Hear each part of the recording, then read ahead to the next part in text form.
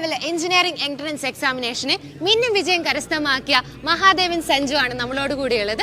അപ്പോൾ നമ്മുടെ all India level ജെയ് mains എക്സാമിൽ 1079 എന്ന അടിപൊളി സ്കോർ, അതുപോലെ തന്നെ ജെയ് മെയിൻസിൽ 258 കേരള റാങ്ക് നമ്പർ 2 ആണ് നമ്മുടെ മഹാദേവൻ സഞ്ജു കരസ്ഥമാക്കിയിട്ടുള്ളത്.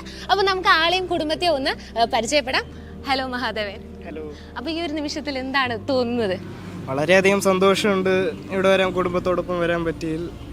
ഇത്രയും കിട്ടുമെന്ന് വളരെയധികം കഷ്ടപ്പെട്ടിട്ട് ഇത്രയും റാങ്ക് കിട്ടിയത് തന്നെ പുള്ളിനോട് വളരെയധികം നന്ദിയുണ്ട്. അതോടൊപ്പം തന്നെ പാരൻസിനോടും കുടുംബത്തോടും നന്ദിയുണ്ട്.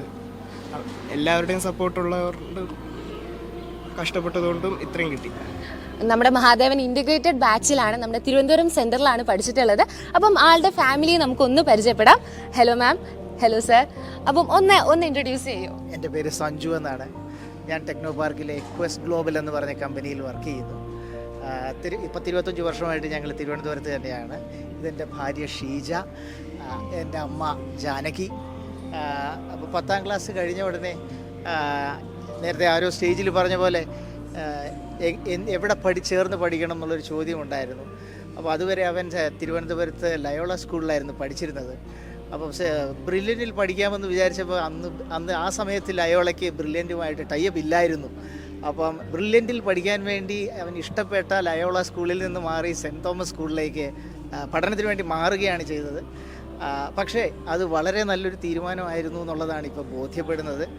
2 വർഷം സെൻറ്റ് തോമസിൽ പഠിച്ച് ബ്രില്യൻറ്റിൻ്റെ ക്ലാസ്സുകൾ അറ്റൻഡ് ചെയ്തത് അവൻ്റെ ഈ വിജയത്തിൽ വളരെ വലിയൊരു പങ്ക് വഹിച്ചിട്ടുണ്ടെന്നുള്ളത് ഞങ്ങൾക്ക് വളരെയധികം ബോധ്യമുണ്ട്.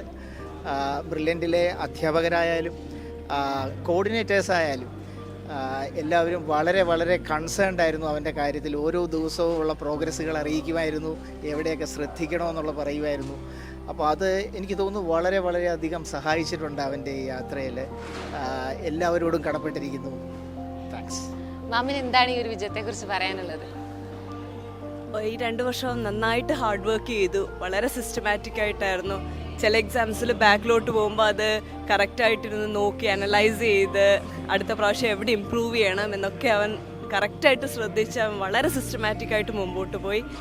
അതിന് വളരെ അധികം സന്തോഷമുണ്ട്. പിന്നെ നമ്മൾ ഒരുപാട് പ്രഷറൊന്നും നമ്മൾ പറയേണ്ടി വന്നിട്ടില്ല. അവൻ സ്വന്തമായിട്ട് അവൻ്റെ കാര്യങ്ങൾ നോക്കുമായിരുന്നു. അവനവൻ്റെ പഠനത്തിൽ അവൻ തന്നെയാണ് മുമ്പിട്ട് നിന്ന് അവനെല്ലാം ചെയ്തത്. പിന്നെ അതേപോലെ ബ്രില്യൻറ്റിലെ സാറുമാരൊക്കെ ഒരുപാട് സഹായിച്ചു. അതായത് സ്കൂളിലെ ടീച്ചേഴ്സ് എല്ലാവരുടെയും വളരെയധികം നന്ദിയുണ്ട്. ബ്രില്യൻറ്റിന് വളരെയധികം നന്ദി. ഓക്കെ, ഗ്രാൻഡ് മദറിന് എന്താണ് പറയാനുള്ളത്?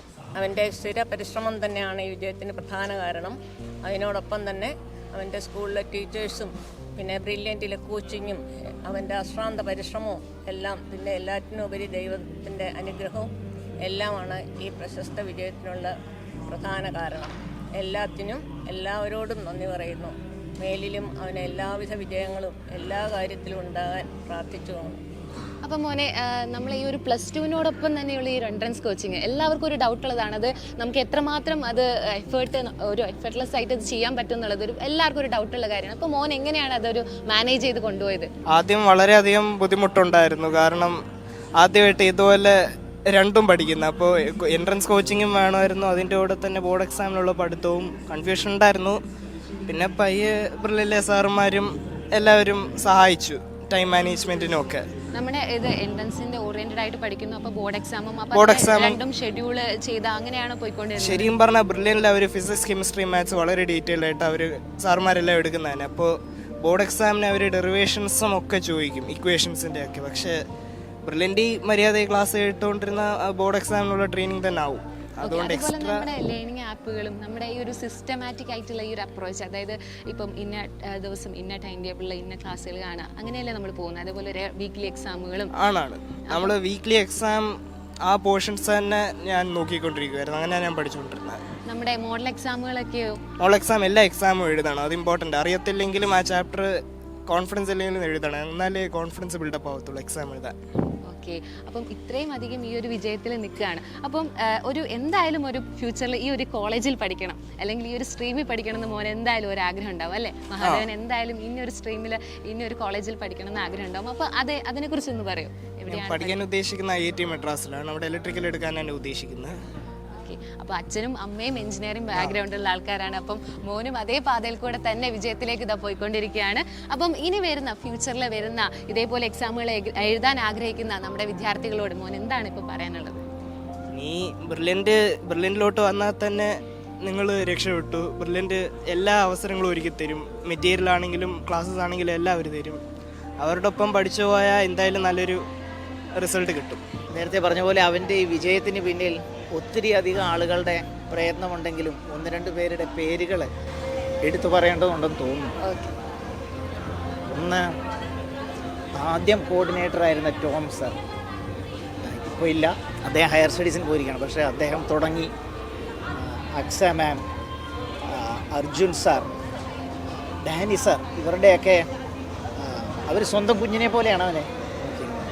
അപ്പോൾ അത് എടുത്ത് പറയണമെന്ന് തോന്നുന്നു. അതെ, അപ്പോൾ നമ്മൾ ആ ഒരു നിമിഷം കണ്ടു. എല്ലാവരോടുമുള്ള നന്ദി സാർ ഇവിടെ അറിയിച്ചിരിക്കുകയാണ്. Thank you so much. ബ്രില്യൻറ്റിനെ കുറിച്ച് ഇത്രയധികം പറഞ്ഞതിനും എല്ലാത്തിനും താങ്ക് യു സോ മച്ച്. ഞങ്ങൾ എന്നും മോൻ്റെ കൂടെ ഉണ്ടാവും. All the very best.